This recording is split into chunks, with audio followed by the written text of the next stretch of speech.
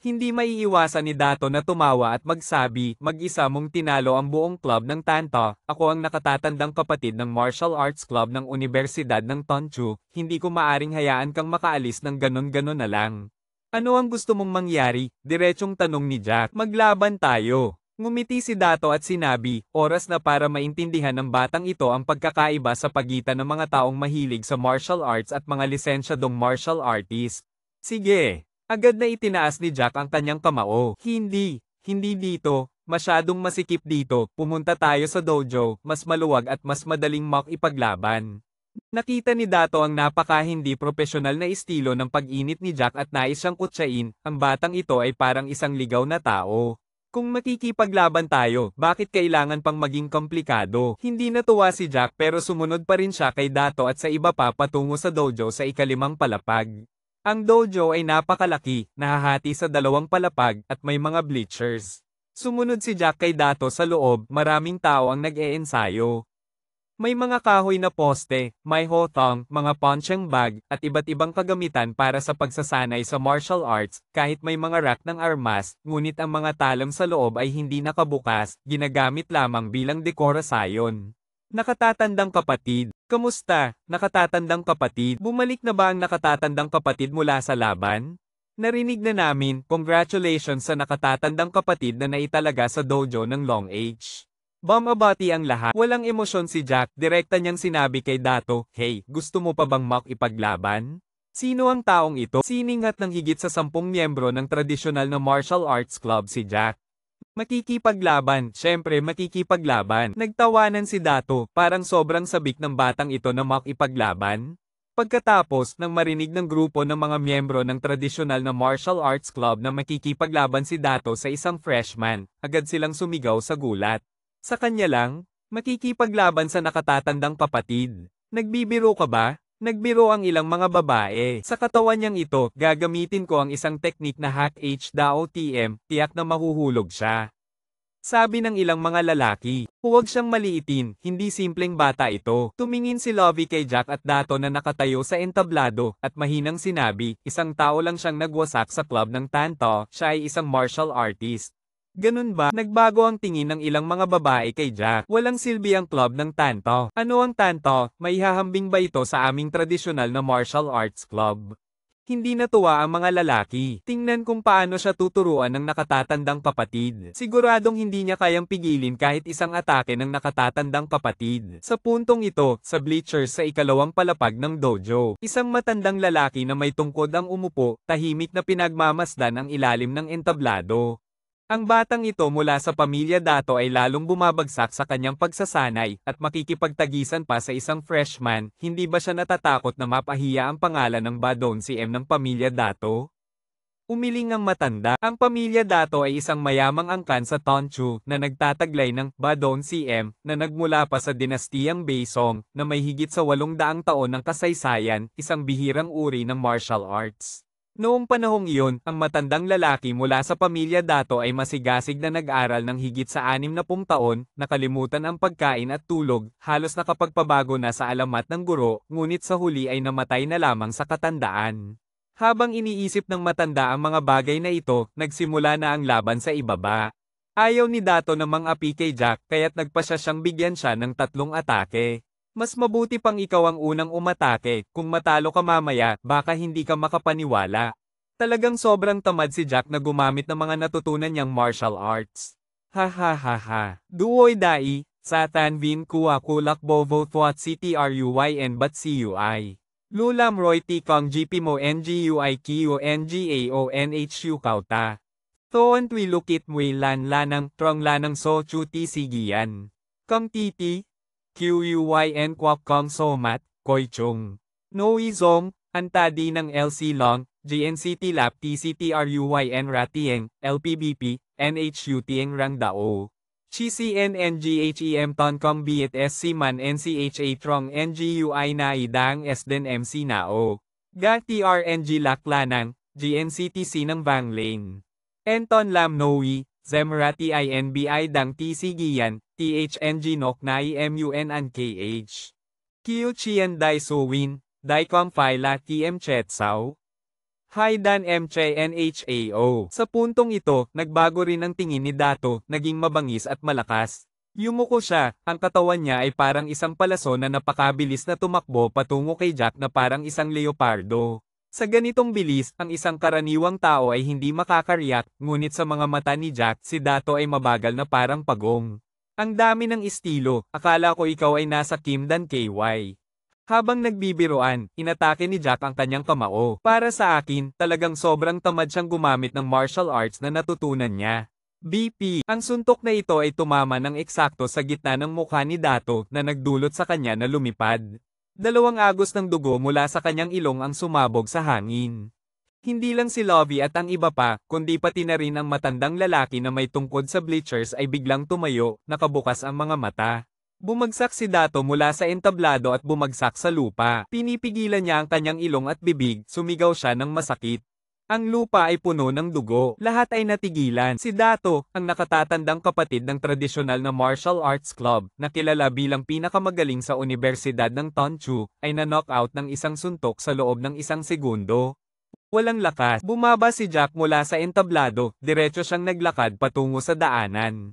Huminto ka. Nagulat si Lovie at pinigilan siya. Anong problema? Gusto mo bang makipagpalitan ng atake sa akin? Ikaw? Sino ka? Nagulat si Lovie habang tinitingnan siya. Ikaw ba talaga ay freshman sa aming paaralan? Kurso ng clinical na 2, kung hindi ka naniniwala, maaari mong suriin. Hindi na nagpasensya si Jack at nagwagayway ng kamay. Sa oras na siya ay lumingon, biglang may malakas na hangin na dumaan. Si Dato, hindi niya matanggap ang pagkatalo sa harap ng lahat, muling umatake kay Jack. Nagsasawa ka na sa pag-atake mula sa likuran, hindi ba? Nagalit si Jack, lumingon at hinawakan ng paa ni Dato na umaatake, pinalikwas ito. Isang malutong tunog ang umabot, isang nakakatakot na sigaw ang biglang umabot sa dojo. Ang paa ko. Nabali ang paa mo. Malupit na sinabi ni Jack, nakatatandang kapatid. Nagmadaling tumakbo ang mga tao mula sa tradisyonal na martial arts club, natatakot na tiningnan si Dato. Si Dato ay sobrang nasaktan na parang iiyak, nakaluhod na niyayakap ang kanyang paa, sumigaw, tumawag ng ambulansya. Bakit kayo nandyan? Tumawag na ng ambulansya. Hindi pwedeng mabali ang paa ko, tumawag ng ambulansya. Bakit kayo nandyan? Tumawag na ng ambulansya. Hindi pwedeng mabali ang paa ko. Jack, maghintay ka. Hindi pa ito tapos. Dapat kang mamatay.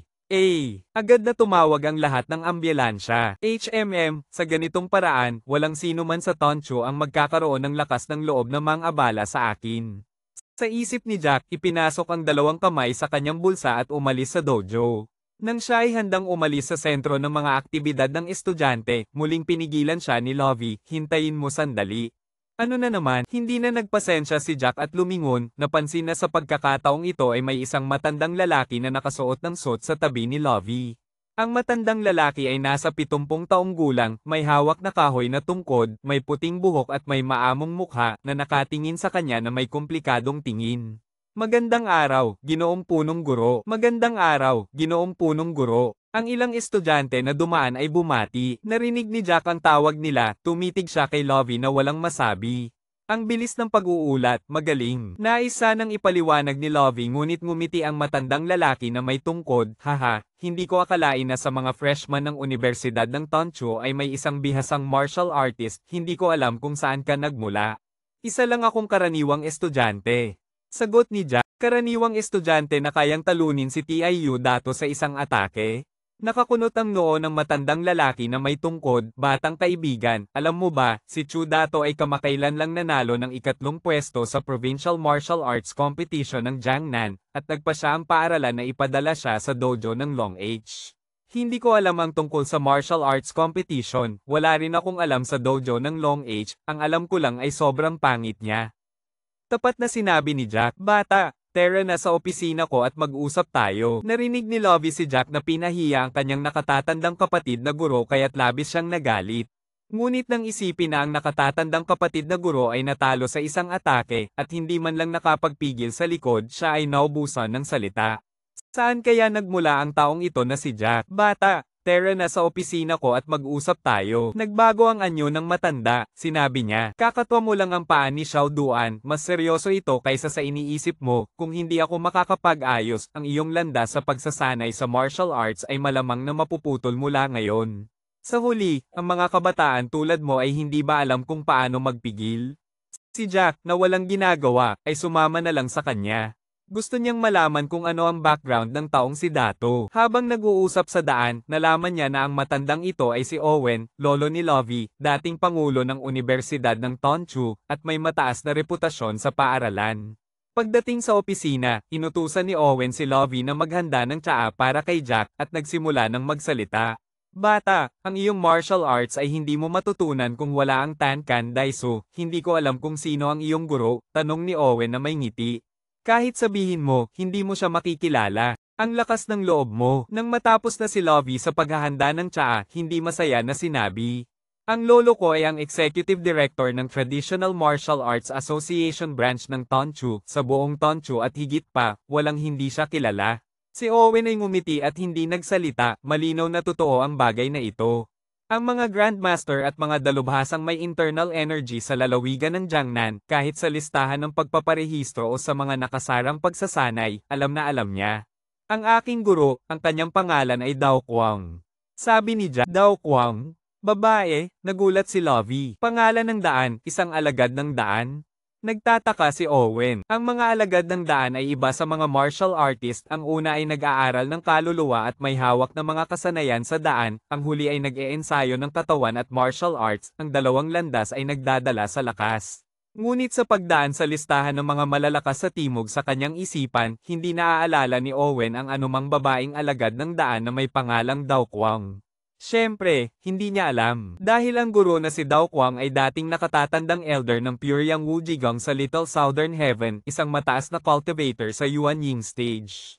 500 taon na ang nakalipas, dahil sa isang hindi inaasahang pagkakataon, si Jack ay naging disipulo ni Dao Kuang at naging pinakamasamang may talento sa kanyang mga estudyante. Ngunit Tongkwa NLC Kong Ngong, siya ay unti-unting naging pinakamagaling na disipulo ng buong THUN Dong VCC Kong, at nakamit din niya ang tunay na pamana ng Dawet Liwanag. Subalit sa kalaunan, nabigo si Dawet Liwanag na makapagpabago sa Hoa THNKY, at naglaho ang kanyang kaluluwa, kaya't ang THUN Dong VCC Kong ay nawala ng isang mataas na nakatatandang guro, at nawala rin si Jack sa kanyang guro. Sa mga sumunod na araw, sa tuwing naaalala niya ang eksena sa gitna ng lawa noong araw na iyon, palagi siyang nagsisisi na hindi siya kumilos, kung gayon, marahil ay hindi siya aalis sa kanya. Ang guro ko ay isang nakatagong dalubhasa, normal lang na hindi ninyo siya narinig. Lumabas si Jack mula sa kanyang alaala. Ganun ba? Tumango si Owen, pag-usapan na natin ang mga bagay na mahalaga. Katatapos ko lang suriin ang sugat ni maliit na tanggapan, hindi magaan ang sugat sa kanyang kanang binti, mukhang aabutin ng hindi bababa sa kalahating taon para gumaling. Ngayon ay panahon ng kasikatan ni maliit na tanggapan, tiyak na hindi siya patatawarin ng pamilya dahil tagumpay. Pamilya dahil tagumpay? Talaga bang malakas sila? Nanatiling kalmado ang mukha ni Jack. Hindi ka ba taga Tonchu? Nagtataka si Lovie. Oo, ngunit ang mga magulang ko ay mga ordinaryong tao. Sabi ni Jack, kaya pala, nakapamaywang si Lovie, ang pamilya dahil tagumpay ay isang mayamang angkan sa Tonchu, ang kanilang kapangyarihan ay katumbas ng pamilya namin, maraming mga mandirigma sa kanilang tahanan, kaya't nagkakaroon ka ng malaking problema. Ang tanging paraan upang masolusyonan ang problemang ito ngayon ay ang mabilis na makahanap ng matatakbuhan. Hindi napigilan ni Jack ang ngumiti, sino ang magiging matatakbuhan dito, ang pamilya mo. Nang makita ni Lovie ang kanyang anyo, bigla siyang nagalit, akala mo ba ay tatanggapin kami ng pamilya N? Magandang relasyon ng pamilya dahil tagumpay sa tradisyonal na asosasyon ng martial arts, kaya't ayaw naming makaranas ng gulo. Ikaw ay isang ordinaryong mandirigma lamang, anong galing mo? Sige na, Lovie. Nang sandaling iyon, tumigil si Lovie, umupo sa sofa, at tinamaan ng tingin si Jack.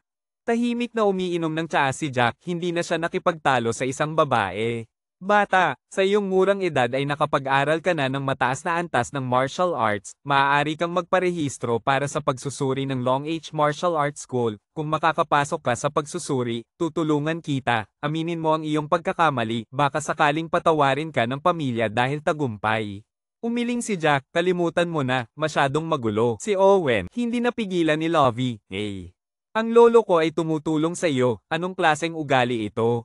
Inilapag ni Jack ang tasa ng tsaa, at mahina hong tumayo, salamat sa kabutihan ng lolo N, ngunit hindi ko pa rin kailangan. Napakamot ng ulo si Owen, bata, maraming mga mandirigma ang tinanggap ng pamilya dahil tagumpay mula sa labas, marami sa kanila ang may mga krimen sa kanilang pangalan, ikaw. Hindi pa siya natatapos magsalita. Dong! Dong! Dong! Isang mabilis na katok ang umuugong. Nagtinginan sina Lovie at Owen, tumayo at nagbukas ng pinto. Guro, hindi maganda ang sitwasyon, dumating ang pamilya dahil tagumpay. Isang guro na may salamin ang nakatayo sa pinto, pawis na pawis, itinuturo si Jack, dumating sila para hanapin ang batang ito, hindi mapigilan ng mga gwardya. Ang bilis naman. Nagulat si Lovie, may kailangan akong gawin, umaalis na ako. Lumabas si Jack mula sa opisina. Bata, sandali. Sinubukan ni Owen na pigilan si Jack ngunit hindi siya pinansin at diretsyong lumabas. Nagpadyak si Owen ng 2 beses, nagmadaling sumunod. Lolo, kung hindi siya nagpapahalaga, bakit ka pa nagmamalasakit kung siya ay buhay o patay? Galit na galit si Lovie, hindi pa siya nakakita ng sino man na walang kaalaman sa kabutihan. Sa pasilyo, mabilis na naharang si Jack ng isang matipunong lalaki. Ang lalaki ay nasa mga 40 taon, may balat na kulay tans at matipuno ang katawan, lalo na ang kanyang mga paa na may suot na tela, tahimik at matatag. Ang mga gwardya na nakahiga sa sahig sa likuran ay humihikbi, hindi makabangon. Kaibigan, alam mo ba ang taong nagngangalang Jack? Lumapit ang lalaki. Ako iyon, ano ang kailangan mo? Tugon ni Jack na kalmado. Ibig sabihin, ikaw ang nagpasakit sa anak ng pamilya dahil tagumpay? Huminto ang lalaki at pinaikit ang kanyang mga mata. Kung anak ng pamilya dahil tagumpay, oo, ginawa ko. Tumango si Jack. Magaling, tapat. Pinalo ng lalaki. Lumabas si Lovie mula sa opisina, nang marinig ito, halos mawalan siya ng malay. May sira ba ang ulo ng taong ito? Bituin bakal. Lumapit si Owen kay Jack, may bahagyang seryosong tono, nagpunta ka sa teritoryo ng Tonchu para gumawa ng gulo, hindi ka ba natatakot na mahuli ka ng asosasyon ng martial arts? Mula nang huli tayong nagkita, wala namang problema, haha. Sabi ng matipunong lalaki na si Bituin Bakal, ngumiti siya. Hindi alam kung bakit, parang may pang-aasar sa kanyang ngiti. Ginoong Owen, hindi ito iyong usapan, inutusan ako ng pinuno ng pamilya dahil tagumpay na dalhin ang batang ito pabalik. Sabi ni Bituin Bakal, ang nangyari sa Universidad ng Tonchu ay usapan ko. Nagpadyak si Owen gamit ang kanyang tungkod. Ginoong Owen, talagang hindi ito iyong usapan, mas mabuting huwag ka nang makialam. Biglang nagsalita si Jack, ikaw. Halos magalit si Lovie, hindi makapagsalita si Owen, may isip ba ang batang ito? Si Bituin Bakal ay nagmula sa Guangdong, kahit hindi siya itinuturing na isang dalubhasa sa mundo ng martial arts, nag-aral siya ng martial arts ng ilang dekada, nasa kanyang pinakamainit na edad. Si Jack ay ilang taon pa lamang, gaano karaming mga mandirigma ang kaya niyang labanan? Gaano karaming karanasan ang naipon niya? Hahaha. Owen, narinig mo ba? Ang batang ito ay hindi nagmamalasakit sa iyong damdamin, ay nako, ang mga kabataan ngayon. Huwag ka nang mag-aksaya ng salita. Pinutol ni Jack ang kanyang sinasabi, may hindi pagkakaintindihan sa kanyang mukha, kung gusto mong makipag-away, bilasin mo, huwag ka nang magpaligoy-ligoy. Ganap na naubusan ng salita si Lovie. Nakakita na siya ng mga taong mayabang, ngunit hindi pa siya nakakita ng sinuman na kasing yabang nito. Si Bituin Bakal ay naglakbay sa mundo ng martial arts ng higit sa 20 taon, maraming beses na siyang nakasakit ng iba, kung mahuhuli siya ng mga mandirigma, paano siya makakalaban? Ang mga kabataan ngayon ay parang mga batang baka na hindi natatakot sa mga butas. Gumawa ng gulo, mukhang kailangan kong turuan kayong lahat. Tumawa si Bituin Bakal, itinaas ang kanyang kanang paa ng mataas, ang talampakan ng paa ay nakabuka, ang mga daliri ay nagkakabit, parang isang makamandag na ahas na naglalabas ng dila. Ang kanyang ibabang bahagi ay napaka-stable, sa isang sulyap ay alam mong siya ay isang dalubhasa sa martial arts.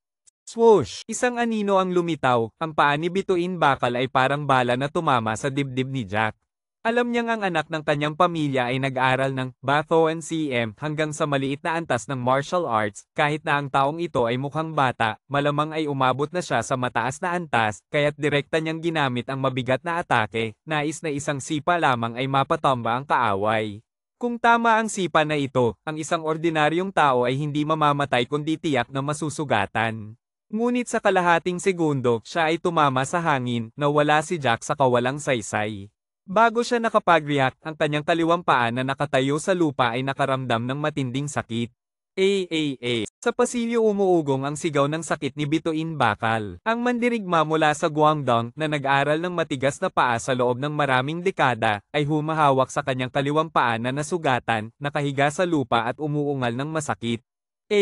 Si Lovie ay natatakot na napasigaw. Maging si Owen at ang guro ay humihigop ng malamig na hangin. Nakita, ang kaliwang paa ni Bituin Bakal ay naging isang bonte ng laman, ang kanyang sapatos na tela ay nabasa ng dugo, talagang nakakatakot.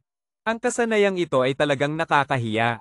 Malamig na sabi ni Jack, parang nababahala sa sobrang ingay ni Bituin Bakal, muling sinipa siya ni Jack, diretsong pinatumba si Bituin Bakal. Pagkatapos, sa mga mata ng mga nagulat na Owen at Lovie, siya ay naglakad palayo. Bakit paano ito nangyari, Lolo? Si Lovie ay hindi makapaniwala. Talagang mabilis ang bilis. Ang mga mata ni Owen ay nagpakita ng pagkabigla, pagkatapos ay huminga siya ng maluwag sa dibdib, bata pa, ngunit nagawang talunin.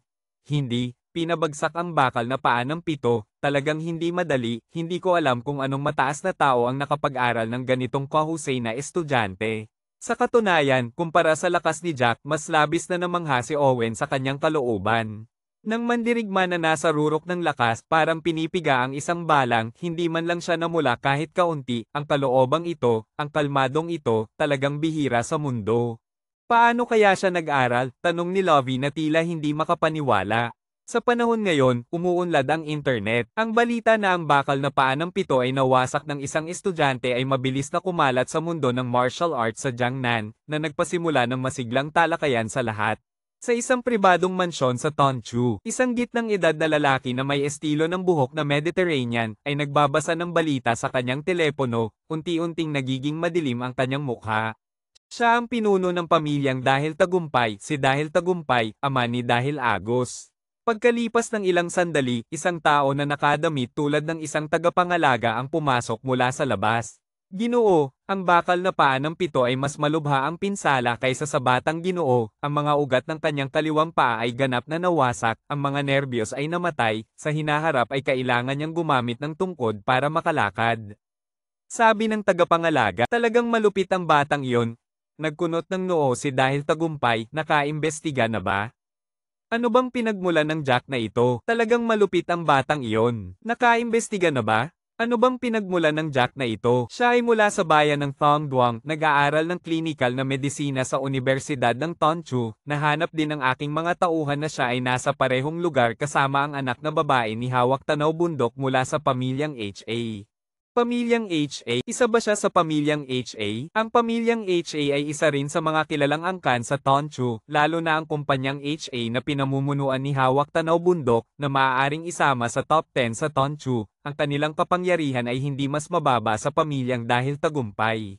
Kung si Jack ay talagang mula sa pamilyang HA, magiging malaking problema ito. Sa ngayon, hindi pa ito ganap na malinaw. Ipagpatuloy ang investigasyon. Alamin kung sino ang nagturo sa kanya ng martial arts, ano ang kaugnayan niya sa pamilyang HA, lahat ng ito ay alamin mo para sa akin. Sabihin mo rin kay Do Tao na dumaan dito. Nang marinig ang pangalang Do Tao, halatang nagulat ang tagapangalaga. Siya ang pinakamalakas na tauhan sa mga bisitang inaalagaan ng pamilyang Dahil Tagumpay. Ginoo, nais mo bang ipasa ang usaping ito sa mga bayani? Mungkahi ng tagapangalaga, kung sinadyang saktan ng iba, maaaring hatulan ng 3 taon o higit pa, 10 taon o mas mababa, sa oras na palayasin, halos nawasak na ang batang ito. Unang putulin ang 2 paa niya, pagkatapos ay ipasa sa mga bayani, hindi pa huli. Masungit na sinabi ni Dahil Tagumpay, ang malamig na liwanag sa kanyang mga mata ay kumikislap. Ang pagbugbog sa anak ni Dahil Tagumpay na ganito, hindi lang basta pagkakakulong ang solusyon dito, kung sa lumang lipunan, matagal na siyang nakahandusay sa kalsada. Si Jack ay hindi talaga pinapansin ng pamilyang Dahil. Isang mayamang angkan sa isang maliit na lugar, kahit isang truck ko na antas ay hindi sigurado na mayroon. Umalis mula sa sentro ng aktibidad ng mga estudyante, diretsyong nag-aral si Nina tahanan sa hapon, dahan-daang lumabas mula sa campus. Malapit sa hardin ng mga rosas ay may isang pamilihan ng mga produktong pang-agrikultura. Bumili si Nina tahanan ng kaunting karne ng baka at manok, handang dalhin ito sa restoran para ipagawa kay Lia Buwan. Nang kinuha niya ang kanyang telepono upang magbayad, napansin niyang ilang beses siyang tinawagan ni Hilda Sulat. Alo, anong kailangan? Tumawag muli si Nina Tahanan. Sa wakas, sinagot mo ang telepono. Sa kabilang linya ay narinig ang nag-aalalang boses ni Hilda Sulat. Nasaan ka ngayon? Okay ka lang ba? Ano bang pwedeng mangyari sa akin? Medyo naiinis si Nina Tahanan, bakit bigla siyang nag-aalala sa kanya ng babaeng ito? Hindi ba't dinala ka ng mga tao ng club sa labas?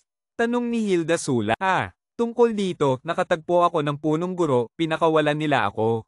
Nagbiro si Nina Tahanan, may kailangan ka pa ba? Kung wala na, isasara ko na ito, namimili ako ng pagkain. Kung isasara mo, isara mo. Sino bang may pakialam na tumawag sa'yo? Nagalit si Hilda Sulat at siya na ang nagpatay ng tawag, nag-iisip na ang telepono na ito ay pag-aari ng isang prinsesa, hindi alam kung gaano karaming mga lalaki ang nagnanais dito, bakit siya ganito ka-impatient? Talagang nakakapagod siya. Tanong ni Lina na nasa tabi. Swerte lang siya, nakatagpo ng punong guro. Ayos lang iyon. Pinalo ni Lina ang kanyang dibdib, pagkatapos ay naisip ang isang bagay. Tama nga, Sulat, hindi ba sinabi ni Tia Carla na ipaalam mo kay Tay LC na kakain tayo sa Zinlook Tia mamaya? Oo nga, paano ko ito nakalimutan? Medyo nagulat si Hilda Sulat pero nang maalala ang tono ng impatience ng kausap, tinamad siyang kunin ang telepono. Sa huli, si Lina ang tumawag kay Nina Tahanan. Sa TNG-6 ng Diamond Club, si White ay tumingin sa bag ng mga kabute na nakalagay sa bar, itinaas ang kamay at sinampal si Dante Tagumpay. Bakit mo ako pinabayaan na maghanap ng lason at ito ang ibinigay mo sa akin? Walang silbi. Kahit ganitong simpleng bagay, hindi mo magawa. Hawak ni Dante Tagumpay ang kanyang namumula na mukha, umiiyak na nagsabi, Kuya White, hindi mo ako dapat husgahan, huwag mong maliitin ang mga kabuteng ito, tinatawag silang Kai Thursday Ton, tumutubo sa rehiyon ng Linam, napakamatinding lason. Huwag sabihin na isang estudyante, kahit isang baka ay maaaring mahulog. Kumislap ang mga mata ni White, totoo ba? Patuloy na tumango si Dante Tagumpay, totoo, maraming tao ang namatay sa pagkain ng ganitong kabute, matagal nang ipinagbawal ang pagbebenta nito. Ngunit kamakailan lang, may isang grupo ng mga smuggler na dumating sa Jiangnam, humingi ako ng kaunti, hindi ba't madalas kumain si Nina Tahanan sa grill na iyon, kaya't gagawin natin siyang target, hahaha. Ngunit kamakailan lang, may isang grupo ng mga smuggler na dumating sa Jiangnam, humingi ako ng kaunti, hindi ba't madalas kumain si Nina Tahanan sa grill na iyon, kaya't gagawin natin siyang target, hahaha. Pagkatapos, ilang mga tauhan ang nagdala ng isang asong gala mula sa labas. Naglagay si Dante Tagumpay ng guwantes, pinigaang, Kai Thursday Ton, at hinalo ito sa pagkain ng asong gala, pinakain ito. Makalipas ang ilang sandali, ang asong gala ay nagsimulang bumula ang bibig, nahulog sa lupa at namatay. Ang buong katawan nito ay nagpakita ng nakakatakot na asul itim, may dugo sa 7 butas ng katawan, at ang sitwasyon ng pagkamatay ay talagang nakakaawa. Grabe! Ganito ba katindi ang lason? Nakatayo si Milo kaalaman sa isang tabi, bahagyang nagbago ang kanyang mukha. Tumawa si White, inutusan si Dante Tagumpay na gawin ito ng maayos, dapat walang makakaalam, mas mabuti pang ipasa ang kasalanan kay Lia Buwan. Nina Tahanan, sa susunod na buhay, sana'y maging mas maingat ka, hindi lahat ay pwede mong gawing biro. Alas 7 ng gabi, sumakay si Nina Tahanan ng taxi papunta sa hotel na Chute, ang staff ay nagdala sa kanya sa marangyang silid sa ika-6 na palapag. Nandoon sina Hilda Tanaw Bundok, Tia Carla, Hilda Sulat at Lina, kasama rin ang butler na si Paulo Laban. Hi, Kuya Tay LC. Masiglang kumaway si Lina, Tiuthung. Ngumiti si Nina Tahanan bilang tugon. Ngunit nang makita ang ama at anak na sina Hilda Tanaw Bundok at Hilda Sulat, halatang humina ang kanyang ngiti, at magalang na tinawag ang Tiyong HA. Tiuthung. Maupo ka na. Likhang naglaan si Tia Carla ng isang upuan para kay Nina Tahanan, katabi ni Hilda Sulat. Pagkatapos ay nagreklamo pa sa kanyang anak, bakit hindi mo siya dinala, pinabayaan mo siyang sumakay ng taxi. Bakit ko siya kailangang dalhin? Mayabang na sagot ni Hilda Sulat, bakit wala kang kaunting asal? Galit na tinignan siya ni Tia Carla, sabay ngumiti at sinabi kay Nina Tahanan, Tiuthung, huwag mong pansinin, spoiled na ang batang ito. Nanay. Galit na sumigaw si Hilda Sulat. Galit na tinignan siya ni Tia Carla, sabay ngumiti at sinabi kay Nina Tahanan, Tiuthung, huwag mong pansinin, spoiled na ang batang ito. Sa katunayan, nagduda siya kung si Nina Tahanan ay anak ng kanyang ina sa labas, kung hindi, bakit siya ganito kabait sa kanya. Ayos na, simulan na ang pagkain. Nagsalita si Hilda Tanaw Bundok, ang butler na si Paulo sa likuran ay nagbigay ng isang sulyap sa staff, at mabilis na nakipag-ugnayan ang staff sa kusina para dalhin ang pagkain. TIU Thin, narinig ko na nagkaroon ka ng gulo sa paaralan ngayon. Nakakunot ang noo ni Nina Tahanan, paano niya nalaman yon? Asawa, anong nangyari? Tanong ni Tia Carla, na kilala rin bilang KIU Teen, na puno ng kuryosidad.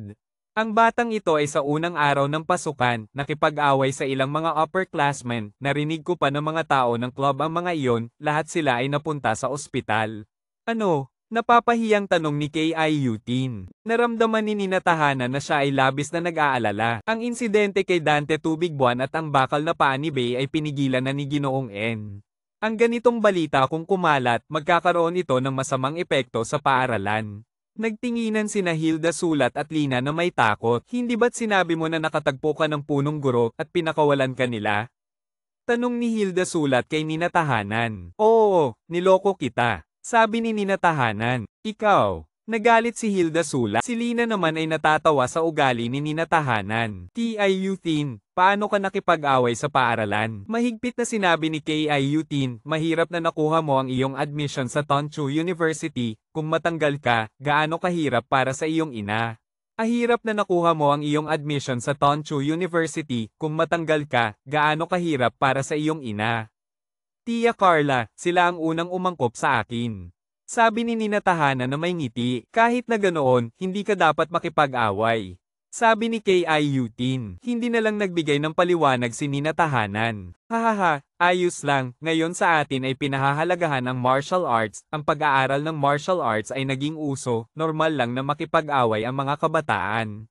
Pinagpawisan ni Hilda Tanaw Bundok ang kanyang manggas, asawa, iniisip ko lang kung ang kakayahan ni TIU Teen ay ganito, kung maging bodyguard siya ni Hilda Sulat, hindi ba't magiging maganda yon? Mukhang hindi pa siya sumusuko.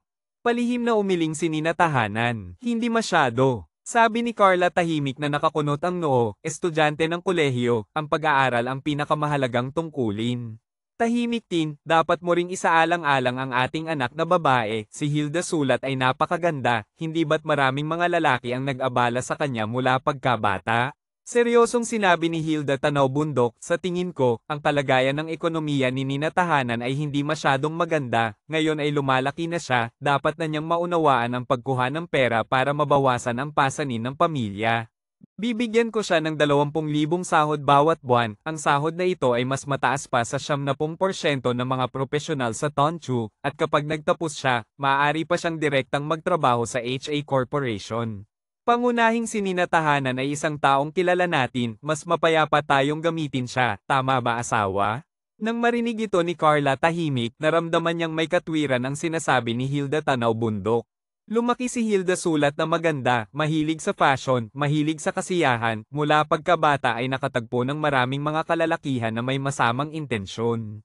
Ngunit natatakot siyang masaktan ang dignidad ni Nina Tahanan, kaya tinanong, Naina, ano sa tingin mo? Nanay, tatay, hindi ko kailangan ng bodyguard. Hindi natuwa si Hilda Sulat at nagmukmak, tumahimik ka, walang puwang para sa iyo dito. Galit na sinaway ni Hilda Tanaw Bundok siya, nagkunwari si Nina Tahanan na nag-iisip ng matagal, sa wakas ay umiling. Pasensya na, tiyong HA, wala akong interes sa posisyon ng bodyguard para sa anak mong babae. Naina, maaari mo bang sabihin sa akin kung bakit?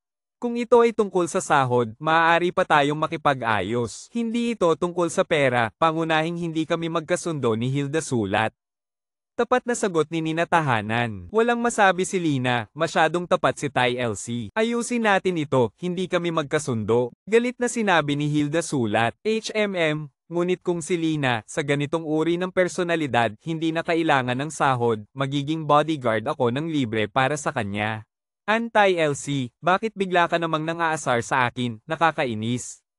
Ang maliit na mukha ni Lina ay namumula, napaka-cute. Siyempre, nagbibiro lang si Nina Tahanan. Kahit natawagin pa ang pinuno ng mundo, wala pa ring karapatan na gawing bodyguard siya.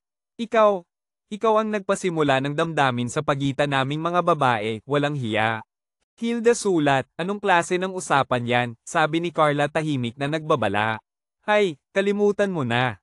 Si Hilda Tanaw Bundok ay nagwagayway ng kanyang manggas, pinabayaan ang usaping ito, ngunit sa kanyang puso ay nananatiling nag-iisip na hindi marunong makisama si Nina Tahanan.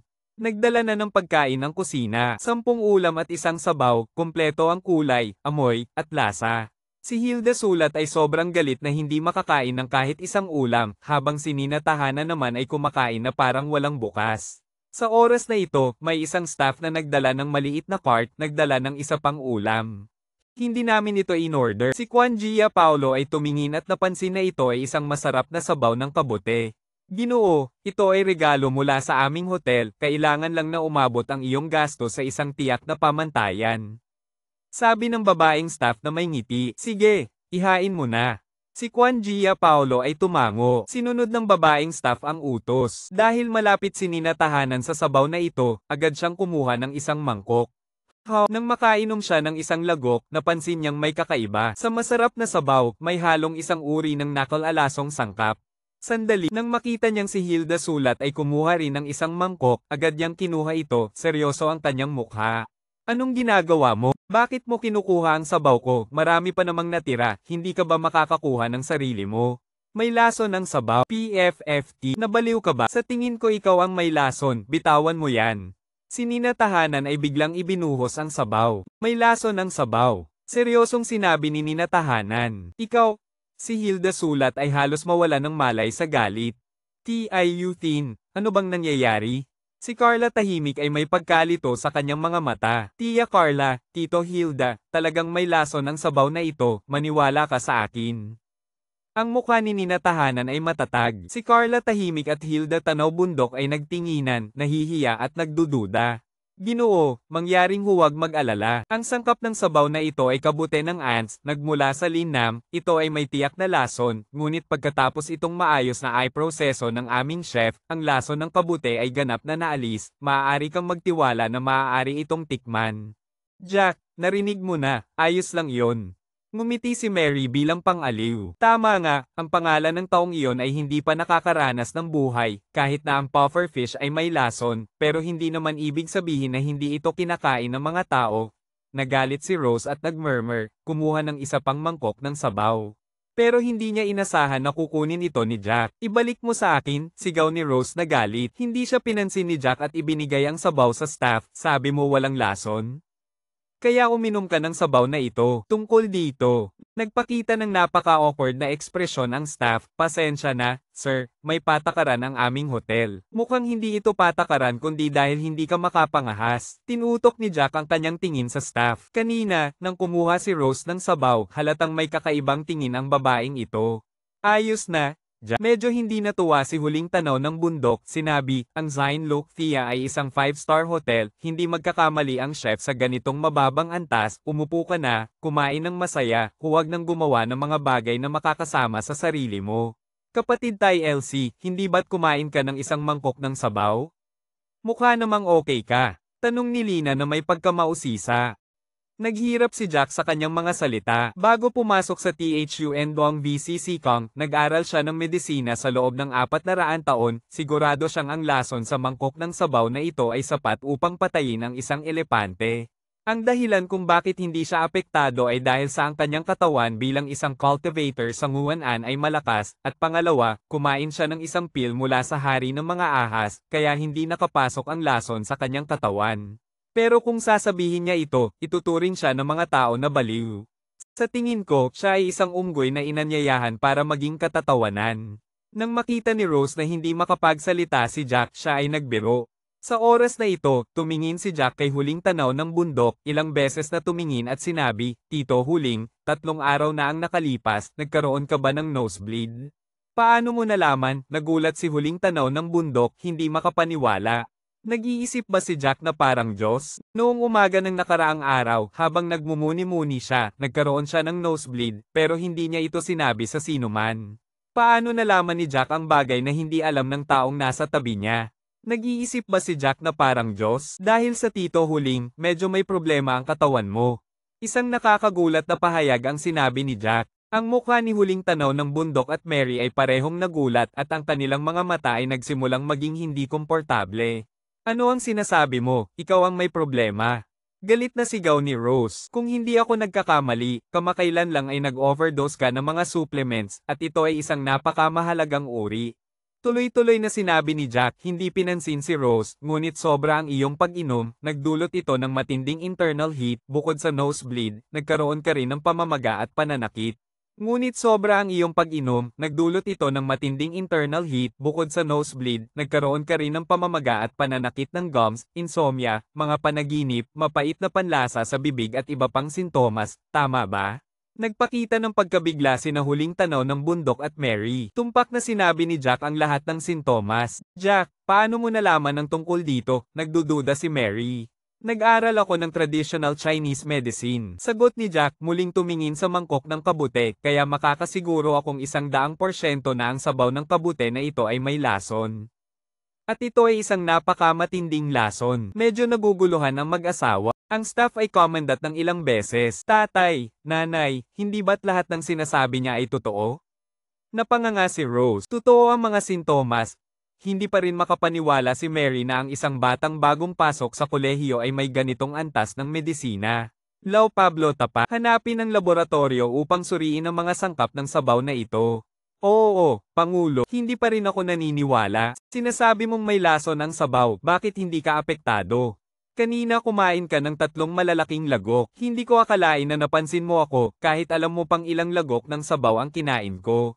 HMPH, sino ang nakapansin sa'yo? Huwag kang mag-isip ng labis. Ayos lang, bumalik tayo sa pangunahing usapan. Ang dahilan kung bakit hindi ako tinamaan ng lason ay dahil naghahanap si Jack ng dahilan. Batang lalaki, talagang mahusay ang iyong medisina, kaya mo pang gayahin ang lason ng kabute ng demonyo. Oh, sa wakas ay tumigil ka na sa pagpepeke. Tumingin si Jack sa kanya. Nakaalis na ang tao, syempre hindi na kailangan magpanggap. Habang sinasabi ito ng staff, inabot niya ang isang pistola na may silencer mula sa ilalim ng mesa ng pagkain, agad na binuksan ang baril, itinutok kay Huling Tanaw ng Bundok. Si Rose nang makita ang baril, natakot at sumigaw agad. Huwag sumigaw, kung hindi, babarilin kita. Banta ng staff, ayos na, hindi na ako sisigaw, huwag barilin. Huwag barilin ang tatay ko. Huho!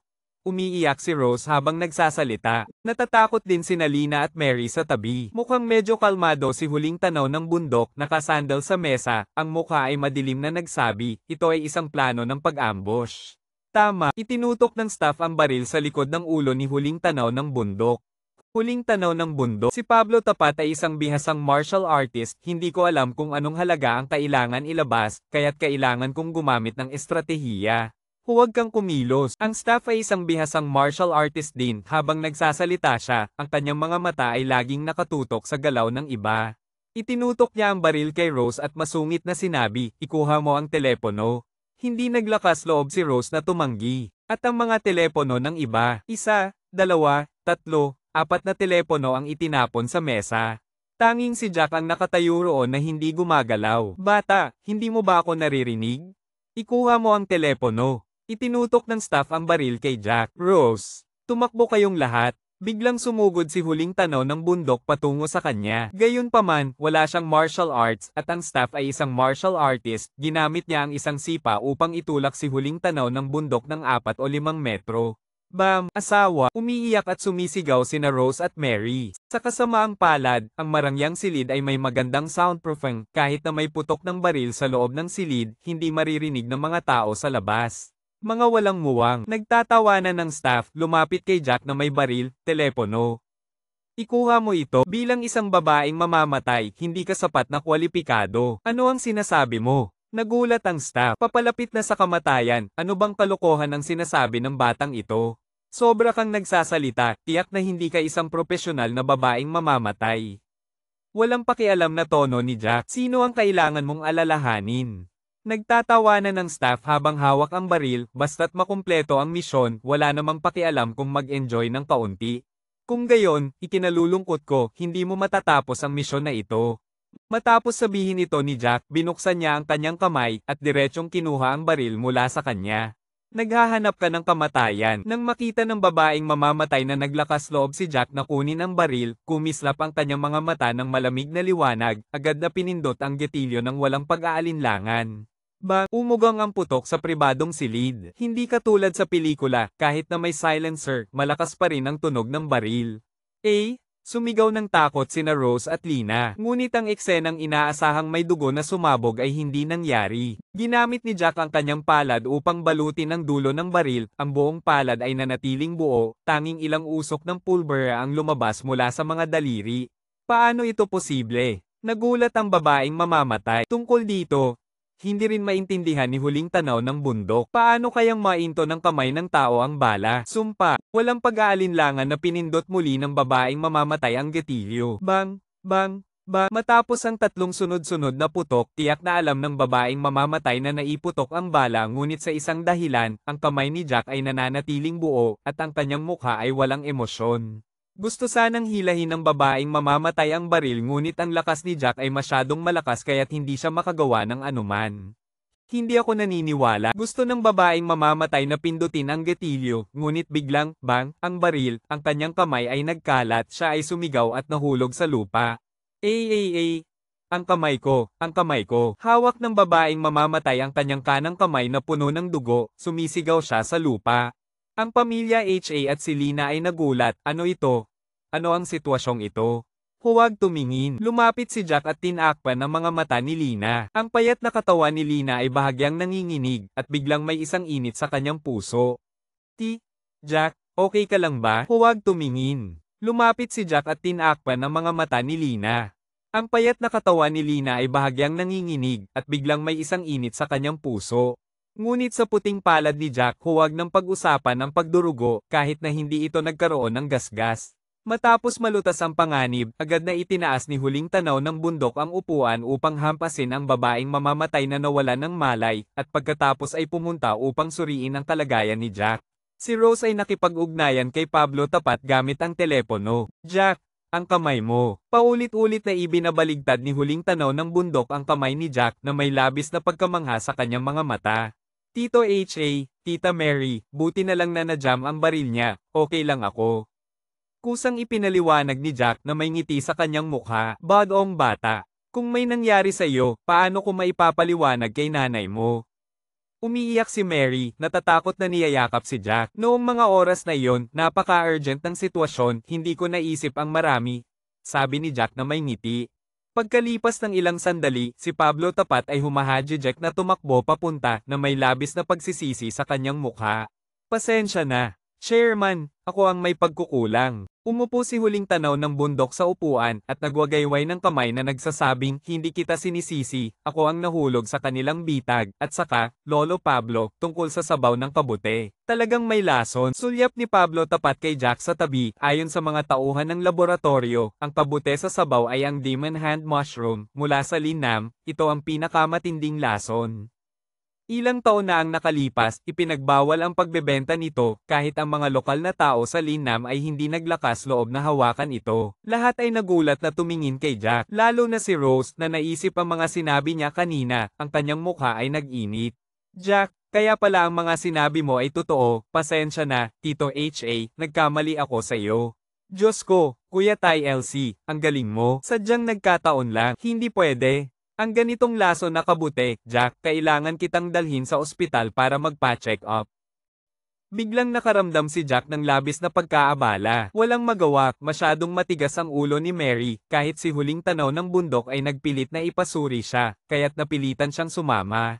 Ang babaeng mamamatay ay nahuli ng pulis pagkatapos. Ang hotel ay nag-ulo, at ang manager ay kailangang managot sa loob ng gabi, at nawalan din ng trabaho.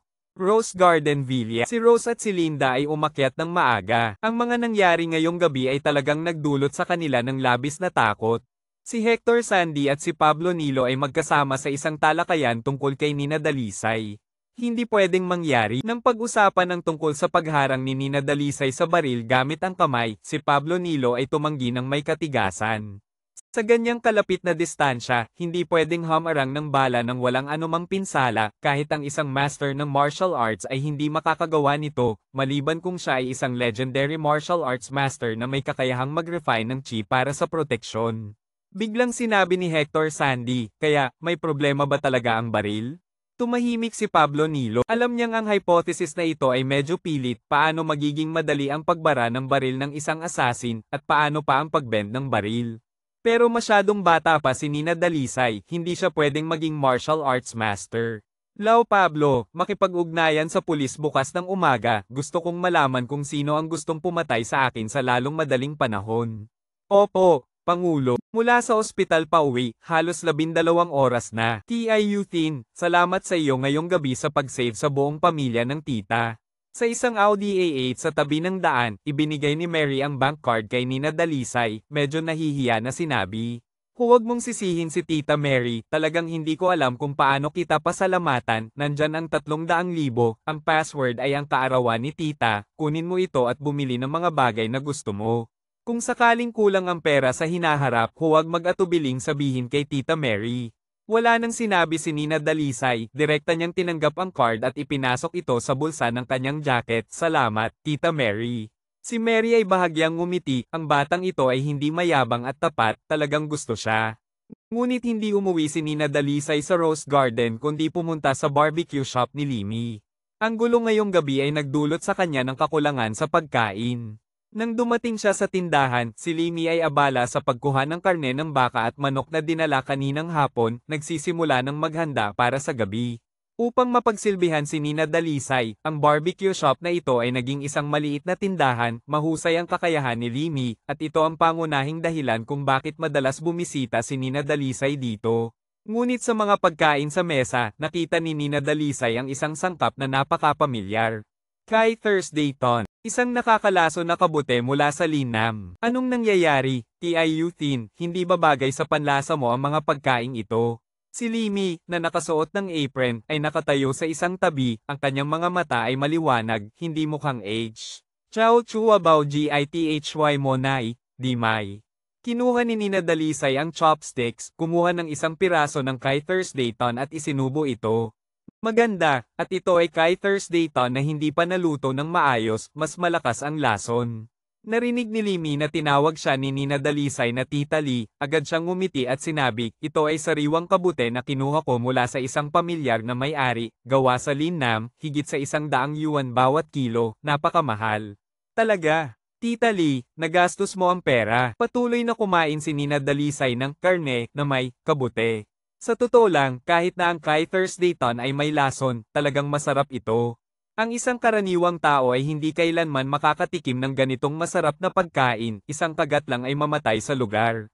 Anong gastos, lahat ay pera mo. Si Limi ay ngumiti ng taos puso, siya ay tumutukoy sa nangyari ilang araw na ang nakalipas nang ibigay ni Nina Dalisay sa kanya ang ay.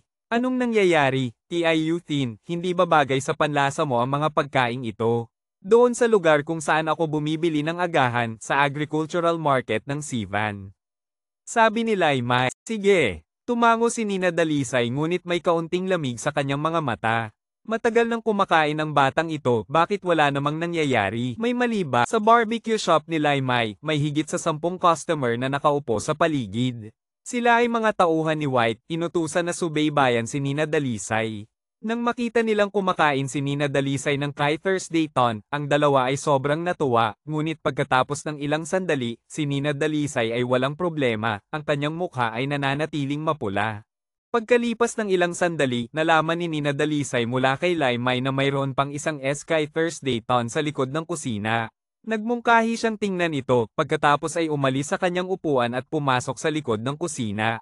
Dalawang CNO ang dumating upang suriin ang sitwasyon. Baka si Laimay ay nagluto ng kabute ng masyadong maigi. Isang tauhan ang kumuha ng chopsticks, naglaro sa natitirang kalahating plato ng stir-fried na kabute. Narinig ko na ang ganitong kabute ay kung niluto ng maigi, nawawala ang lason. Maaari, ang isa pang tauhan na hindi pa kumakain ng hapunan ay kumuha ng isang piraso ng kabute at inilagay ito sa kanyang bibig. Susubukan ko. Oh, napakasarap, napakasariwa. Putang ina, nababaliw ka ba, naglakas loob kang kumain nito? Anong ikinabahala mo, kumain na ang batang iyon ng matagal? Ang tauhan na kanina ay pumuri sa lasa ng Kay Thursday Ton ay biglang nakaramdam ng pagkahilo, bigla siyang nakakita ng maraming No corresponding translation found. No corresponding translation found. No corresponding translation found. Narinig niya ang ingay sa labas, kaya tumakbo siya palabas kasama si Laimay upang tingnan, at natagpuan ang isang tauhan na nakahiga sa lupa, may bula sa bibig, nanginginig ang buong katawan, at medyo asul ang kulay ng balat. May isa pang tauhan na may hako, nakayuko sa tabi niya, mukhang labis na nag-aalala. Agad na nakilala ni Nina Dalisay na sila ang 2 taong nagnanakaw ng tingin sa kanya habang siya ay kumakain kanina. Anong nangyayari? Si Laimay ay natatakot, agad na tumakbo. May isang tao na tumawag ng ambulansya na nagsabi, mukhang ang batang ito ay kumain ng ilang piraso ng kabute at naging ganito. May lason ba ang kabute mo, ma'am? Imposible, itinuro ni Laimay. Putang ina, ang tauhan na may hako mula sa lupa ay biglang tumayo, itinuro si Laimay at nagalit, ito ay dahil sa iyo, naglagay ka ng lason. Ang mga kabute sa plato ng karne ay hindi mga karaniwang kabute, ito ay mga lason mula sa linam. Labis na nag-aalala, higit sa 10 pares ng mata ang nagulat na nakatingin kay Laimay. Anong nangyayari? Bola! Si Nina Dalisay ay ngumiti ng malamig, kung talagang mga nakakalaso na kabute, makakapanatili pa ba ako dito at makipag-usap? Pagkatapos ay kinuha niya ang plato, isinubo ang natitirang mga kabute at ngumunguya ng mabuti. Matapos maghintay ng ilang sandali, nang makita niyang wala namang kakaiba, si Laimay ay nakahinga ng maluwag. Tungkol dito, ang tauhan na may hako ay walang masabi. Itinuro si Laimay at sinabing, ikaw ang naglagay ng lason. Ang mga kabute sa plato ng stir-fried na kabute na ito ay hindi mga karaniwang kabute, ito ay mga nakakalaso na kabute mula sa linam. Imposible. Itinuro ni Laimay si Nina Dalisay at sinabi, kakain lang siya ng kalahating plato, wala namang nangyari, paano ito magkakaroon ng lason? Putang ina. Talagang si White, ang taong hindi alam ang kanyang hangganan. Ang mga mata ni Nina Dalisay ay nagpakita ng puot. Akala niya ay bukas ng umaga ay pupunta siya sa palengke upang hanapin ang nagbebenta ng gulay para mag-imbestiga, ngunit ngayon ay mukhang hindi na kailangan. Viti, ang kapatid ko, napakatrahedya ng iyong kamatayan. Sa puntong ito, ang tauhan na may hako ay lumuhad sa lupa, humihingi ng tawad sa kanyang kasabwat na na-poison. Huwag mo akong saktan. Ipagpatuloy mo, gusto ko pang tanungin kayo, mula nang pumasok ako sa restaurant, palagi kayong nakatingin sa akin, at kumakain ng aking pagkain, ano ba talaga ang gusto ninyong gawin? Kung talagang mga nakakalaso na kabute, makakapanatili pa ba ako dito at makipag-usap? Hindi, hindi, hindi. Hindi si Kiyo, hindi ko alam kung sino ang sinasabi mo. Bumalik ang doktor mula sa emergency department at nagbigay ng paunang diagnosis. Akala niya ay bukas ng umaga ay pupunta siya sa palengke upang hanapin ang nagbebenta ng gulay para mag-imbestiga, ngunit ngayon ay mukhang hindi na kailangan. Siya ay may prinsipyo sa kanyang mga gawain, walang pangalawang pagkakataon.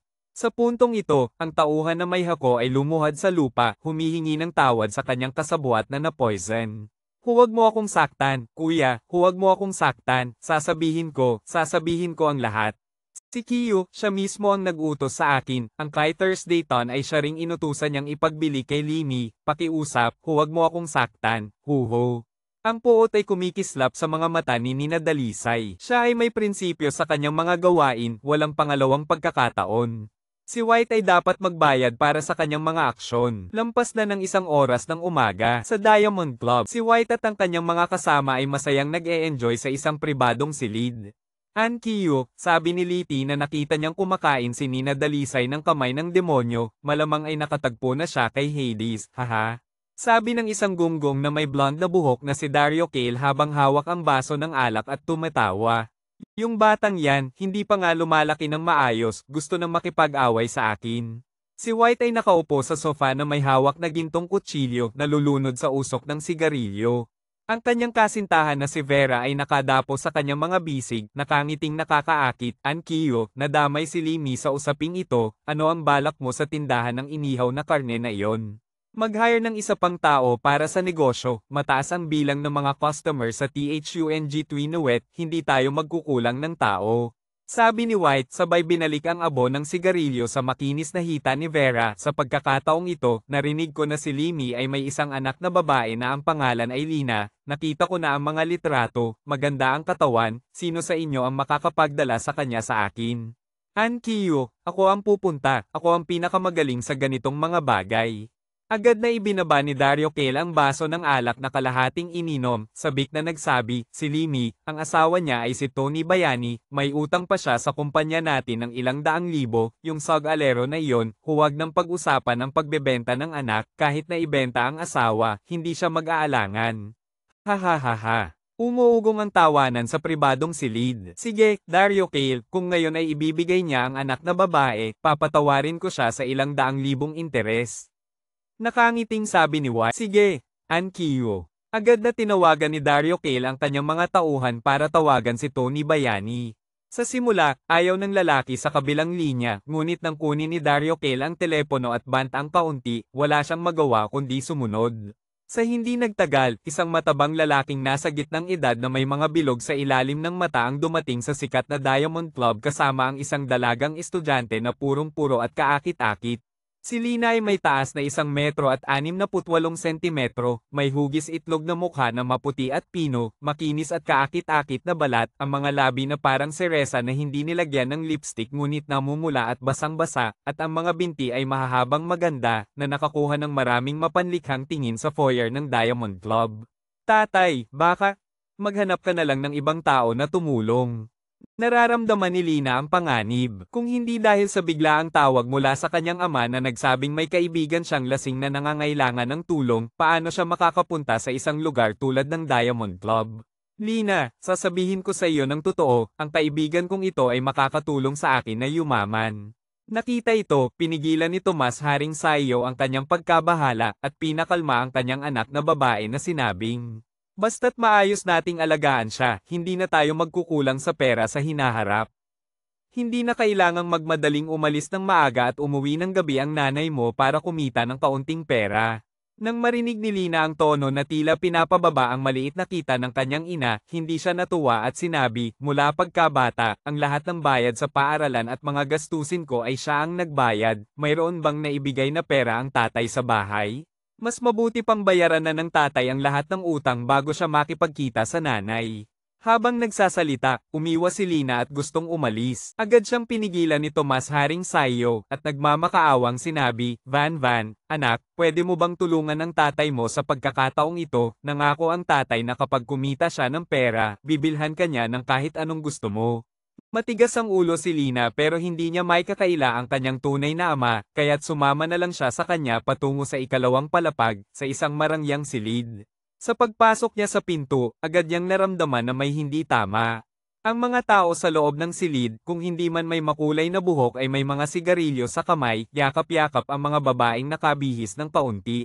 Nang pumasok siya, muntik na siyang masuffocate sa amoy ng usok sa silid.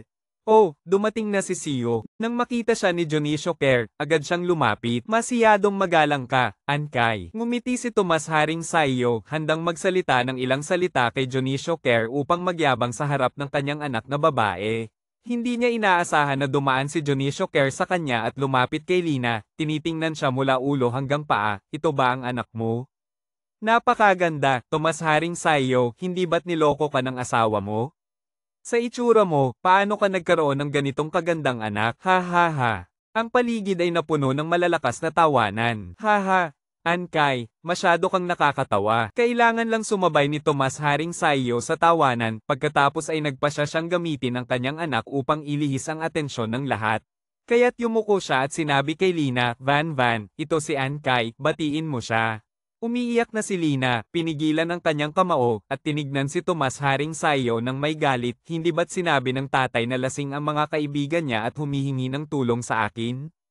Pero hindi naman sila lasing. Tungkol dito, nagulat si Tomas Haring Sayo. Si Junicio Kerr sa tabi ay nagkunwaring lasing, naglalakad na parang nakalutang at sinabing, oh, kapatid, tama ang tatay mo, lasing na ako.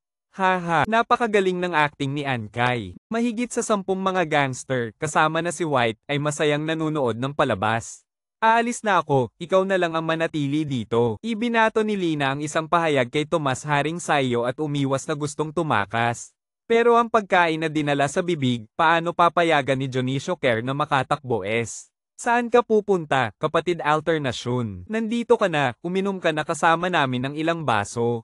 Ayoko uminom, pakawalan mo ako. Si Lina ay nagmamadaling lumaban, tumingin kay Tomas Haring Sayo na may mata ng pagmamakaawa. Nakiusap si Tomas Haring sayo, Van, uminom ka na kasama nila ng ilang baso, kapag natapos na ang trabaho, ibabalik kita. Tomas Haring sayo, para sa anak mo na mag-alaga ng alak, hindi ka ba tao? Umiiyak si Lina, ang mga luha ay bumuhos sa kanyang mukha. Anak, bakit ka umiiyak? Huwag mag-alala, tutulungan kita sa iyong paghihiganti. Una, mabait na pinunasan ni Dionisio Care ang mga luha ni Lina, pagkatapos ay biglang sinipa si Tomas Haring sayo palayo. Sa loob ng silid, agad na umingay ang mga sigaw at hiyaw. Si Tomas Haring sayo ay bumagsak sa sahig, yakap ang kanyang tiyan, hindi makabangon. Tatay, si Lina ay nag-aalala. Haha, kapatid, sabihin ko sa iyo, utang ng tatay mo sa amin ay 4 na riyal, kasama ang interes ay 6 na riyal at 50 riyal, ibinenta ka na niya sa amin. Hahaha, walang pag-aalinlangan na tumingin si Dionisio Care kay Lina, ngunit dahil siya ay isang tao na gusto ni White, hindi siya naglakas loob na simulan, kaya tinitingnan na lang niya ito. Hindi ko ito pinaniniwalaan. Umiiyak si Lina na tila ang kanyang puso ay napiunit. Si Tomas Haring sayo ay masakit na nakaluhod sa sahig, hindi makasagot. Hinailan ni Dionisio Care ang buhok ni Lina, dinala siya kay White. Kapatid, matanda ka na, dapat mong bawasan ang pasanin ng pamilya. Sabi ni Ann Kiyo, basta't sumama ka sa kanya, hindi na kailangang bayaran ng tatay mo ang utang na interes, 2 riyal at 50 riyal na iyon. Sa madaling salita, basta't sumama ka kay Ann Kiyo, maaari kang kumita ng 2 riyal at 50 riyal. Ano, okay ba ang palitan na ito? Dahan-daang tinukso ni Dionisio Care. Kung susubukan niyo akong saktan, hindi ako papayag. Sinubukan ni Lina na magmukhang matatag. Pero ang tapang ng isang estudyanteng babae ay talagang may hangganan, hindi natakot ang mga gangster at nagtawanan pa. Si White ay humihit-hit ng sigarilyo habang nagtatanong, kapatid, ang pangalan ba ng boyfriend mo ay Jack? Oo, ang boyfriend ko ay si Jack, magaling siyang makipaglaban. Sinubukan ni Lina na magpataw ng takot, pero hindi inaasahan, tumawa si White na parang nakarinig ng isang nakakatawang bagay. Ano, okay ba ang palitan na ito? Dahan-daang tinukso ni Dionisio Care. Kapatid, matanda ka na, dapat mong bawasan ang pasanin ng pamilya. Sabi ni Ann Kiyo, basta't sumama ka sa kanya, hindi na kailangang bayaran ng tatay mo ang utang na interes, 2 riyal at 50 riyal na iyon. Si Tomas Haring sayo ay masakit na nakaluhod sa sahig, hindi makasagot. Kapatid, ang pangalan ba ng boyfriend mo ay Jack? Oo, ang boyfriend ko ay si Jack, magaling siyang makipaglaban.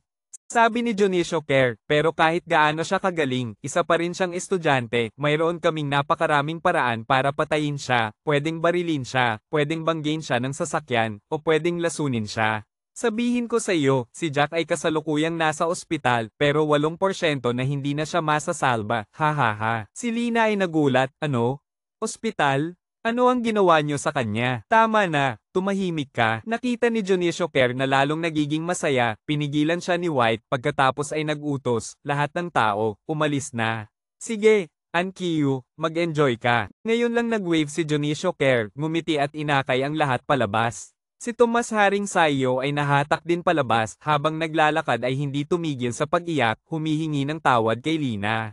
Si Vera ay nakakita nito, wala na siyang magagawa kundi huminga ng. Bigla, isang pamilyar na mukha ang lumitaw. Nagulat siya, itinuturo si Jack, nanginginig, ikaw, buhay ka pa? Oh, mukhang may kinalaman ka sa pagpapalason sa akin. Ngumiti si Jack, nakatayo sa harap ng babaeng masyadong makapal. Pumunta siya upang humingi ng tawad kay White. Gayunpaman, hindi niya alam na si White ay nang-aabuso kay Lina sa loob ng silid. Hindi. Alam ko, hindi ako makikilahok. Alam ni Vera na nakakatakot si Jack, mabilis niyang itinapon ang sigarilyo, at nagmamadaling umiling.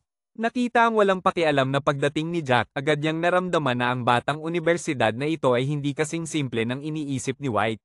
Sa pamamagitan ng pagkakataon, ang girlfriend mo ay nasa itaas, si White ay naghahanda ng saktan siya.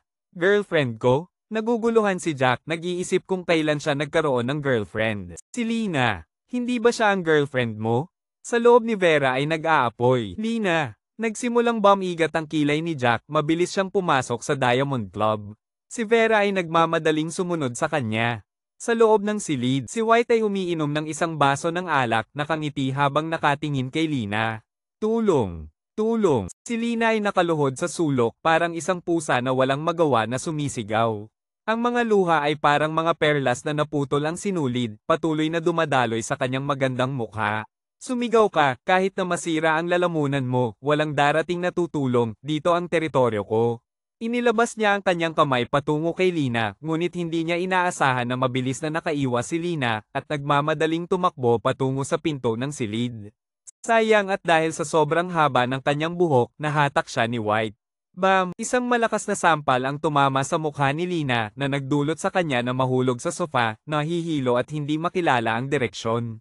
Putang ina, gusto mo pang maglaro ng taguan sa akin? Nilagok ni White ang kanyang laway sa sahig, handang umaksyon. Sa sandaling iyon, sa labas ng silid ay narinig ang kaguluhan, may mga sigaw, santukan, ngunit pagkatapos ng isang segundo, wala nang tunog. Junicio Kerr, anong ginagawa mo? Galit na binuksan ni White ang pinto, ngunit agad na nanigas ang kanyang mukha. Ang kanyang mga tauhan ay nakahiga sa pasilyo, umiiyak ng masakit. Isang pamilyar na batang mukha ang tumingin sa kanya. Kao, bakit ka nandito? White ay nakatitig kay Jack, ang taong bumalik mula sa kamatayan, parang nakakita ng multo.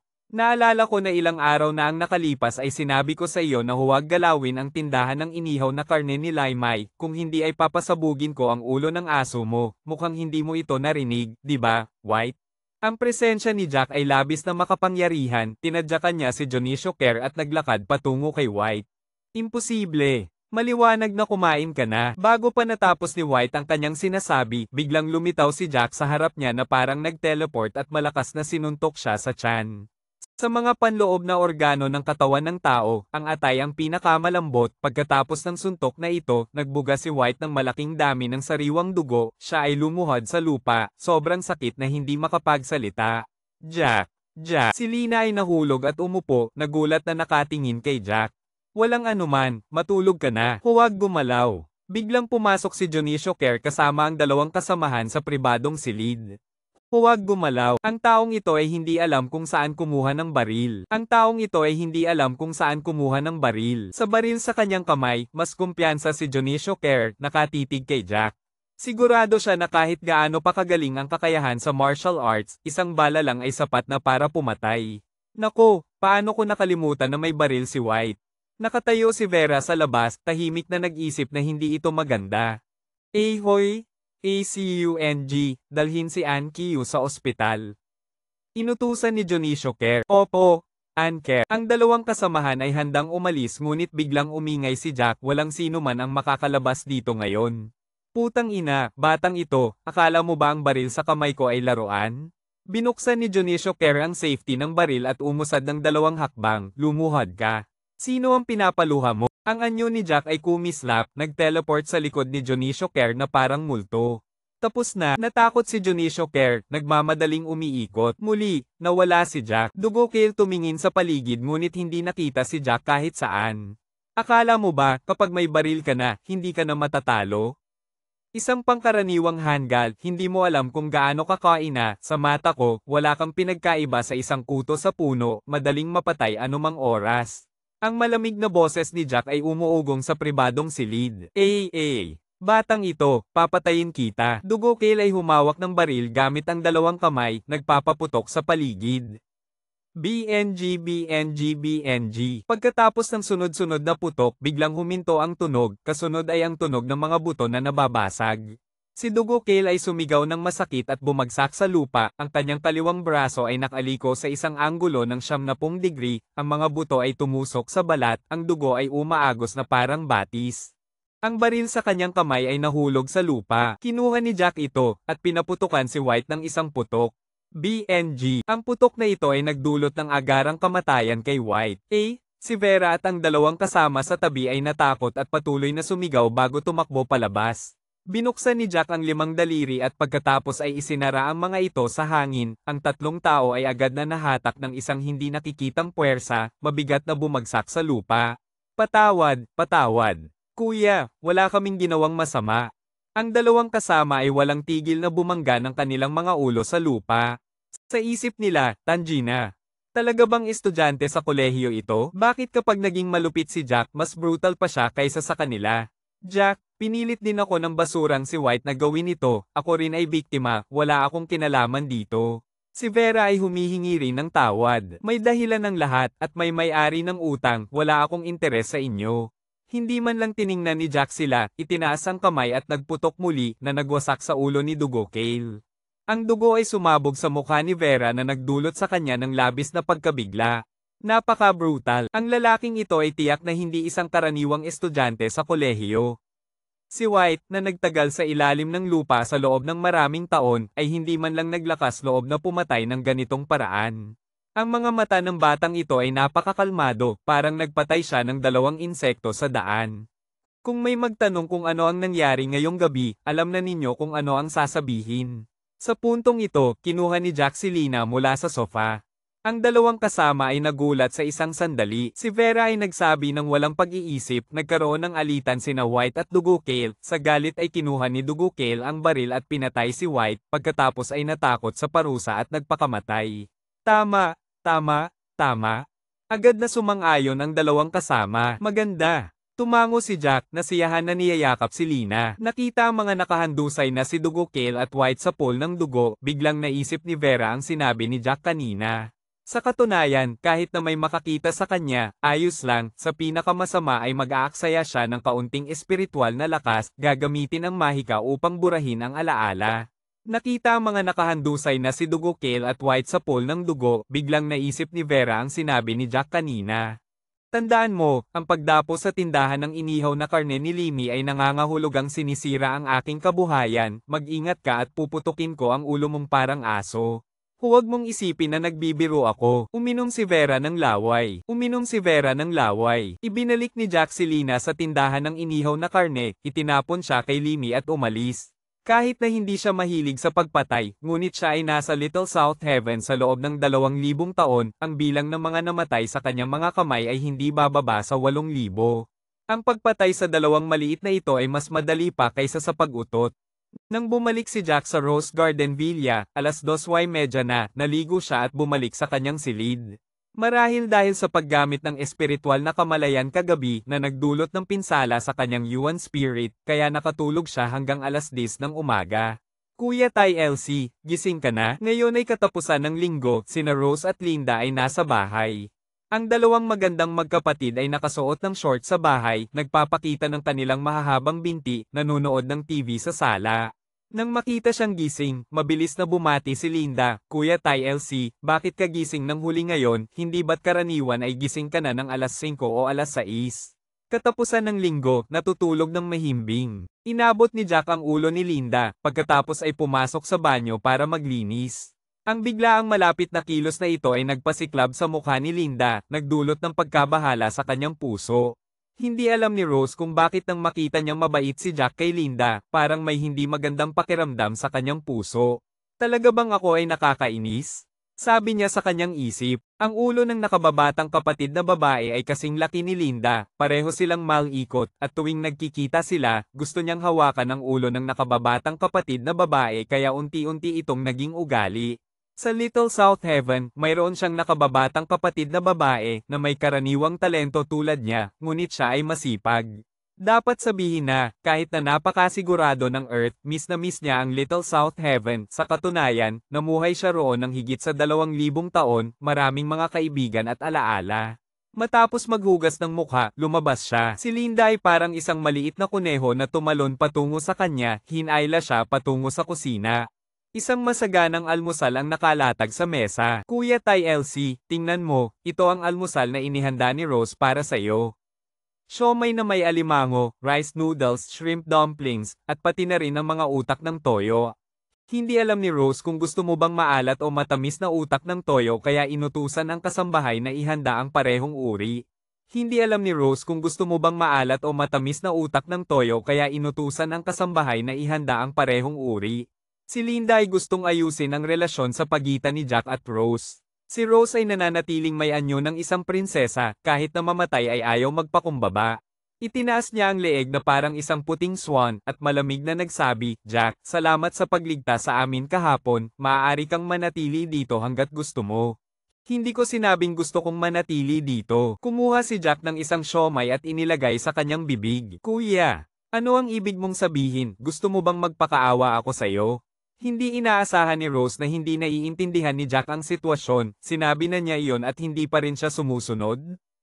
Ang tanga na ito, tuwing bumababa ka, nagtatampal ka ng malalakas na hakbang, kapag madilim na ay sinisara mo ang pinto, at palihim mong itinatapon ang mga sangkap na nilagay ko sa refrigerator, kung hindi dahil sa espesyal na dahilan, akala mo ba gusto kong manatili dito? Galit na tumingin si Jack kay Rose. Ikaw, kung gusto mo o hindi, mas mabuti pang umalis ka ngayong gabi. Pagkasabi nito, lumiko siya at humihingal na umakyat sa itaas. Rose, Kuya Ty LC, ikaw, oh Diyos. Si Linda ay talagang gustong ayusin ang relasyon ng dalawang ito, ngunit hindi inaasahan na hindi nagpakita ng respeto si Jack. Kuya Ty LC, kayo ba ni Rose ay may hindi pagkakaunawaan sa mga bati na nag-uugnay kaya lagi kayong nag-aaway? Posible rin. Sabi ni Jack nang walang pakialam. Ang asong ito ay syempre si itim na ahas na inaalagaan ni Rose, isang German Shepherd na nawalan ng tainga. Sa simula, ito ay pinapasiyal ng tagapag-alaga, ngunit mula nang lumipat si Jack, ang trabahong ito ay ibinigay sa kanya. Pagkatapos ng ilang beses, si itim na ahas ay nasanay na kay Jack at kapag nakita siya ay kumikilos ang buntot. Kuya Ty LC, sa totoo lang, si Rose ay napakabait pero dahil sa labis na pag-aalaga, nagkaroon siya ng kaunting ugali ng isang prinsesa. Ngayon ay naglalakad si Linda ng aso kasama si Jack, naglalakad sa paligid ng magandang hardin ng mga rosas. Tumingin siya kay itim na ahas at sinabi, si itim na ahas ay nakuha sa tabi ng daan noong bakasyon ng aming unang taon sa high school, ang dating may-ari nito ay isang baliw, ginamit ang gunting upang putulin ang kanyang tainga, nakita ni Rose na kawawa siya kaya dinala niya ito pauwi. Si Jack ay walang pakialam na tumango. Rose, bakit hindi ka nalang bumaba sa kusina bukas ng umaga, gumawa ng isang mangkok ng noodles para kay Kuya Ty LC? Bakit ako ang gagawa para sa kanya? Si Rose ay patuloy na nag-iisip tungkol sa nangyari kanina. Sa anumang kaso, nailigtas tayo ni Kuya Ty LC, pati na rin ang buhay ni Tito HA at Tito White, ito ay isang utang na loob. Sadyang nagwawala lang siya. Si Rose ay nagbulong. Rose, sa tingin ko ang dahilan kung bakit hindi pumayag si Kuya Ty LC ay dahil wala kang sinseridad sa iyong pasasalamat, ilang pagkain lang ang halaga, at higit pa, inutusan mo pa ang kasambahay. Paano ko maipapakita ang aking pasasalamat? Sa palagay mo ba ay gusto kong ipagkaloob ang aking katawan bilang kabayaran? Ayoko nga. Isipin mo, ang ibig kong sabihin ay ikaw ang magluto ng almusal, tiyak na makakapagpahanga ka kay Ty LC. Tiwalang sinabi ni Linda habang pinapalo ang kanyang dibdib. Sige, bukas ng umaga susubukan ko, nahihirapang sumang-ayon si Rose. Si Rose DTIU Thursday, sa kanyang buhay ay hindi pa kailanman nagluto para sa sino man. Kinabukasan ng umaga, humingi siya ng tulong at nagtanong sa kanyang tiyahin, at sa wakas ay nakagawa siya ng isang mangkok ng noodles na may itlog at kamatis, ngunit napagtanto niyang umalis na si Jack, halos magalit siya. Matapos kumain ng almusal sa food street, naglakad-lakad si Jack sa paligid ng Diamond Club. Dahil sa isang insidente ng pagpatay, ang club ay nasil, at may nakadikit na papel sa pinto na nagsasaad ng pansamantalang pagsasara ng negosyo. Gayunpaman, narinig niya ang mga sigawan sa loob. Patay na si White, Vera, sa isang babae tulad mo, paano mo mapapanatili ang Diamond? Kailangan mong pumirma ngayon, kahit ayaw mo. Isang malupit na tinig ang umabot sa buong lobby. Mahigit sa 10 tao mula sa sindikato ang nakatayo sa likod ng isang lalaking nakasuot ng suit, karamihan sa kanila ay may mga tato, at ang kanilang mga mukha ay nagpapakita ng kasamaan, mukhang mga tao ng sindikato. Tagadugo, ang tihay bang ninyo ay lumampas na sa hangganan, ang Diamond Club ngayon ay nasa pangalan ko, kahit mamatay ako, hindi ko ito ibebenta sa'yo. Nakatayo si Vera sa reception, nakatitig sa lalaking nakasuot ng suit, kung may lakas ka, patayin mo ako. Putang ina, akala mo ba hindi ko kayang gawin yon? Lumapit si Tagadugo, hinawakan ng leeg ni Vera, itinuro ang kontrata sa reception at sinabi, pumirma ka. Kung hindi, magpapadala ako ng tao dito 24/7 para sa natitirang bahagi ng buhay mo, dito ka kakain, iinom, matutulog, at magpapahinga. Sige, kung may lakas ka, nandito lang ako araw-araw. Bam! Sinuntok ni Tagadugo si Vera na tumilapon palayo, binigyan kita ng daan ngunit hindi mo alam ang iyong lugar. Ngayon ipapakita ko sa'yo kung gaano katindi ang tihay bang. Anong balak mong gawin? Nag-urong si Vera, ang kanyang bibig ay napiunit, dumadaloy ang dugo. Anong balak mong gawin? Nag-urong si Vera, ang kanyang bibig ay napiunit, dumadaloy ang dugo. Vera, narinig ko na dati kang pinilit ni White. Sa mga nakaraang taon, hindi siya nagpalit ng tao, sigurado akong hindi ka naman masama. Si Vera ay nagngangalit ang mga ngipin at nakatitig kay tagadugo, galit na nanginginig ang kanyang buong katawan. Sa pagkakataong ito, dahan-daang bumukas ang pangunahing pinto ng Diamond Club. Anong nangyayari dito? Isang mausisang ulo ang sumilip at nagtanong. Si Jack iyon. Ikaw, biglang kumsuo ang mga mata ni Vera na parang nakakita ng tagapagligtas at sumigaw, Jack, umalis ka na. Bilisan mong tawagan ng pulis, gusto nila akong patayin. Ilang mga gangsters mula sa Sihaygang ang nagbabantay sa pinto at gustong paalisin si Jack. Pero nang marinig ang sigaw ni Vera, agad silang nagbago ng isip at hindi na pinakawalan si Jack. Ang batang ito ay tao ni White, dalhin siya dito, malalim na sabi ni Tomas de la Cruz. Si Jack ay napalibutan ng 4 na gangsters mula sa Sihaygang at dinala sa bulwagan. Hindi makatingin si Vera sa kanyang mga mata dahil ang kanyang sigaw na humihingi ng tulong kanina ay talagang ginamit si Jack. At si Tomas de la Cruz ay hindi makapaniwala na ang estudyanteng may batang mukha at inosente sa kanyang harapan ay ang taong brutal na pumatay sa leader ng Diamond Club. Batang iyon, nandito ka ba para kay Vera? Ano ang relasyon ninyo? Lumapit si Tomas de la Cruz at nagtanong na may interes. Ako at siya? Ano ang relasyon namin? Wala kaming relasyon. Tapat na sagot ni Jack, maliwanag na hindi nasiyahan si Tomas de la Cruz sa sagot na ito. Walang relasyon? Sigurado akong ikaw ang batang puti na pinapangalagaan niya sa paaralan. Malakas na sinabi ni Tomas de la Cruz at lumipat ang kanyang tingin kay Vera. Ayos lang, ang babaeng ito, nagdadala ng pera ng lalaki sa paaralan para maging matanda na kumakain ng batang damo. Ayos lang, sa ulo ni White ay may isang lunti ang damuhan. Hahaha. Hindi totoo, hindi totoo. Huwag kang magsalita ng kalokohan. Matinding umiling si Vera, at pagkatapos ay niyakap ang hita ni Tomas de la Cruz. Kapatid Tomas, pakiusap, pakawalan mo siya, wala siyang kinalaman dito. Isa lang siyang estudyante, talagang mahusay umarte ang babaeng ito. Habang lalo siyang nagsasalita, lalo namang hindi pinakawalan ni Tomas de la Cruz si Jack, kaya't napilitan si Jack na kumilos. Ito ay isang hayagang balak. Umalis ka. Pinalayas ni Tomas de la Cruz si Vera, at pagkatapos ay naghanda na turuan si Jack ng leksyon upang pilitin si Vera na pumirma ng kontrata.